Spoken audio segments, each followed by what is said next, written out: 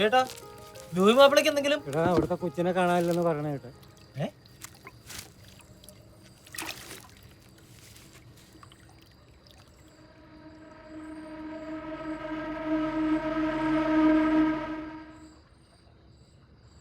ആ കൊച്ചപ്പുറം കളിക്കാൻ പോയത്. പിന്നെ അതിനെ നോക്കാനുള്ള പാങ്കൊന്നും ആ പെണ്ണിനുള്ളതായിട്ട് എനിക്ക് തോന്നല്ലേ.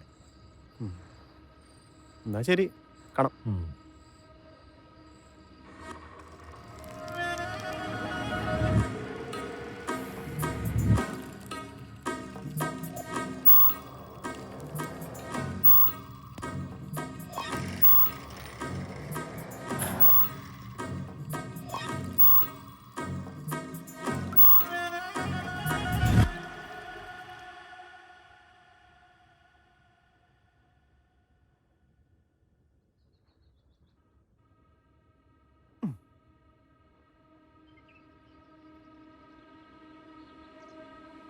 പോട്ടോ പോട്ടോ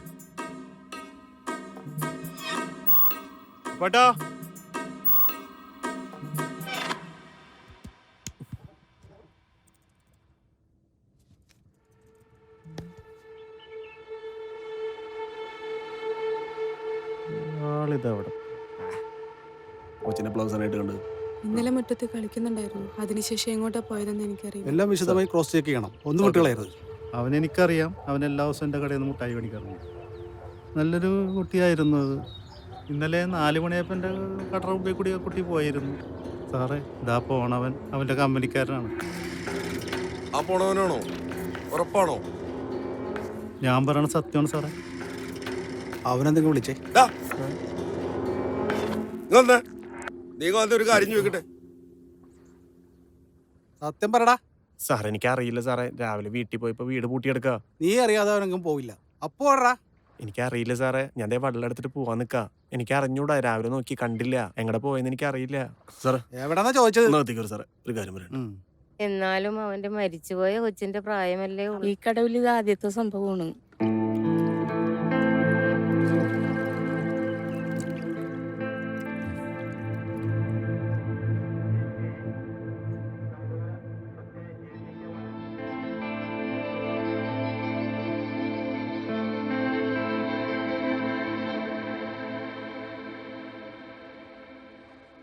രമേശാ, രമേശാ, ഒന്ന് വാടവതൂരി.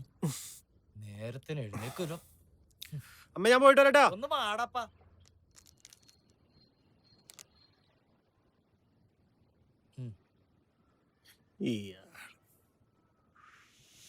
വാടാ പോ. എന്റെ അപ്പോട്ടാ, നിങ്ങക്ക് വല്ല പ്രാന്ത് ഉണ്ടാ കൊച്ചിനെ എപ്പോഴും മിഠായി മേടിച്ചു കൊടുക്കാനായിട്ട്? കഴിഞ്ഞ പ്രളയത്തില് എന്റെ മോളും പെണ്ണും പോയപ്പോ ജീവിതത്തിലെല്ലാം കഴിഞ്ഞെന്ന് കരുതിയാ ഞാൻ. അവരില്ലാതെ എന്തിനാ ജീവിക്കുന്നെന്ന് വരെ ആലോചിച്ചു കൂട്ടി. എല്ലാം അവസാനിപ്പിക്കാന്നും കരുതി കടവിൽ വെള്ളം എടുക്കാൻ ചെന്നപ്പോഴാണ് ഞാൻ ആ കുഞ്ഞിനെ കാണുന്നത്. അവൾ എന്നെ നോക്കിയൊന്ന് ചിരിച്ചു. ആ ചിരി എനിക്കറിയില്ല പിന്നെന്താ സംഭവിച്ചെന്നൊന്നും. ഇന്ന് ഞാൻ ജീവിച്ചിരിക്കുന്നുണ്ടെങ്കിൽ അത് ആ കുഞ്ഞിന്റെ ചിരി കൊണ്ട് മാത്രമാണ്. ആ ചിരി കാണാൻ ഞാൻ എന്തും ചെയ്യും. നിനക്കൊരു കുട്ടിയും കുടുംബമൊക്കെ ആകുമ്പോൾ അത് മനസ്സിലാവും.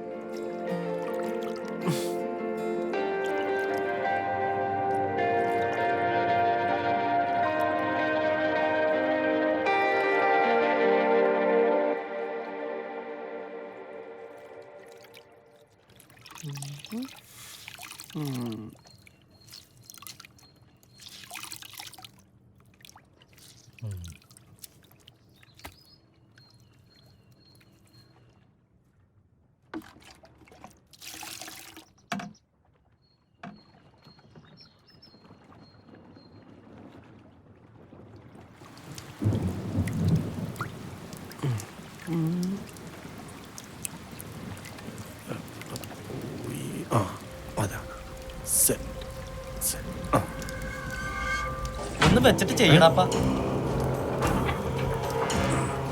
അപ്പോട്ടാ, മഴയല്ല, നമുക്ക് നിർത്തിയല്ല. വല്ലതും കിട്ടുമെന്ന് എനിക്ക് തോന്നണ്ട. ഈ പറയുന്ന കാര്യങ്ങൾ നിരീക്ഷിക്കൂ. സന്തോഷകരമായി മുന്നോട്ട് പോകും.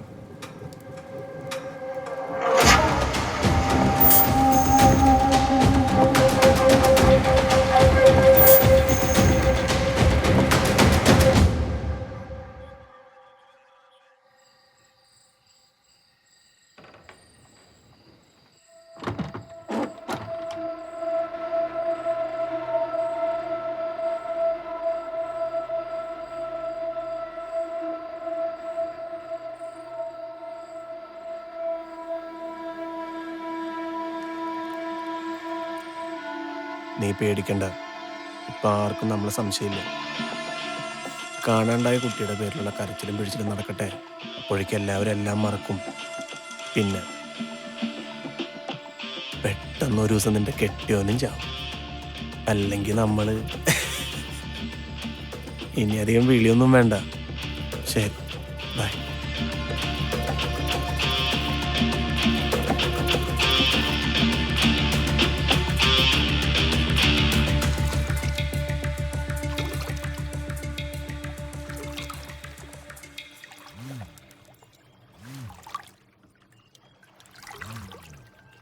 അല്ല, നിങ്ങൾ ഇവിടെ ഇരിക്കണോ?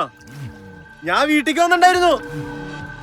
അവിടെ കൊച്ചിനെ കാണാനിട്ട് ഭയങ്കര പുകിലായിട്ടുണ്ട്. നിങ്ങളുടെ പേരൊക്കെ പറയണ്ടിട്ടാ. നിങ്ങൾ വലുത് ഒപ്പിച്ചാ?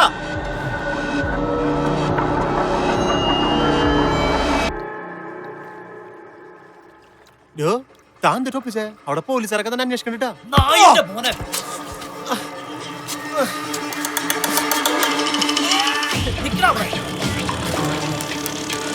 അവിടെ നിൽക്കാൻ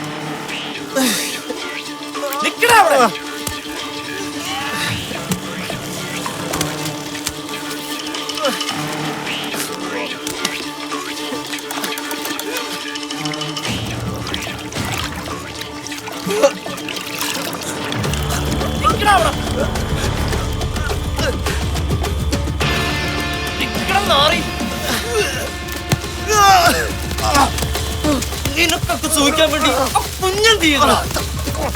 കുഞ്ഞിനെ നീ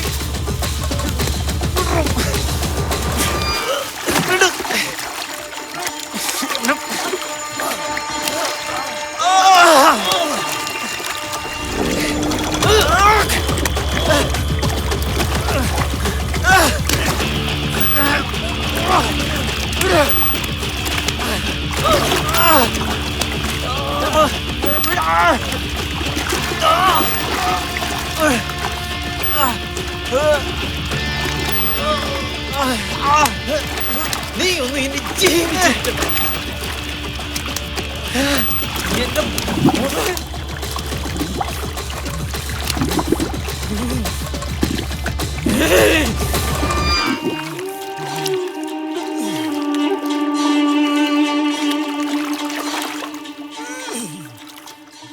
Ernakulam north police station crime 12/19 under section 302 കേസിലെ പ്രതി എറണാകുളം ജില്ല കണയന്നൂർ താലൂക്കിൽ ചേരനല്ലൂർ വില്ലേജിൽ തൊഴുത്തുംപറമ്പിൽ വീട്ടിൽ താമസം ലൂയി തോമസ്, ഭാര്യ 32 വയസ്സുള്ള ആനി ഇയാളുടെ രഹസ്യകാമുകനുമായുള്ള അവിഹിത വേഴ്ചയ്ക്ക് തങ്ങളുടെ കുഞ്ഞ് തടസ്സമാണ് എന്ന് കണ്ട് കുഞ്ഞിനെ കൊലപ്പെടുത്തണമെന്ന ഉദ്ദേശത്തോടും 10/12/2019 തീയതിയിൽ പകൽ 5 മണിയോടെ മേൽപ്പറഞ്ഞ വീടിന് വടക്ക് കിഴക്ക് മൂലയിലുള്ള കായലിൽ 1-ാം പ്രതിയും 2-ാം പ്രതി തോപ്പിൽ വീട്ടിൽ രമേശൻ 30 ചേർന്ന് മുക്കിക്കൊന്ന് ജഡം കെട്ടിത്താഴ്ത്തിയിട്ടുള്ളതാണെന്ന് കുറ്റസമ്മതം നടത്തിയിട്ടുള്ളതും മറ്റ് റെക്കോർഡിക്കൽ തെളിവുകളാലും ഇത് വെളിവായിട്ടുള്ളതുമാണ്.